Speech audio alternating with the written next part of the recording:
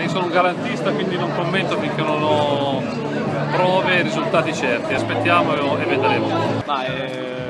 I sentimenti insomma, sono sempre importanti per il Catania, però in questo momento insomma, penso sia tanto dispiacere da parte di tutti, soprattutto della città, ecco, quindi mi auguro sempre il meglio per questi colori, quindi vedremo, ancora la questione è lunga, quindi solo un grosso in bocca al lupo a tutti i tifosi. Voglio rimanere positivo e non fare troppe supposizioni o idee fino a che non verranno chiariti i fatti. Ieri la città, i tifosi hanno dato un grandissimo segnale, qual è la loro forza, l'unione, la passione, l'orgoglio che hanno.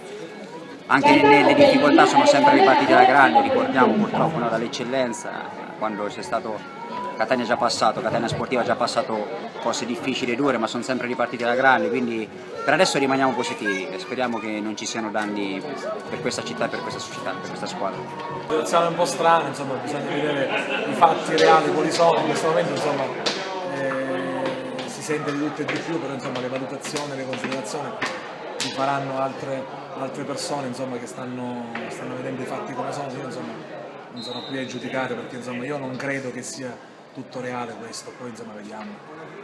C'è un grande pensiero, insomma, la gente è anche preoccupata, credo che sia normale. Spero che non ci sia nessun tipo di problema insomma, che potrebbe anche intralciare progetti, programmi, ma io non credo a tutto questo.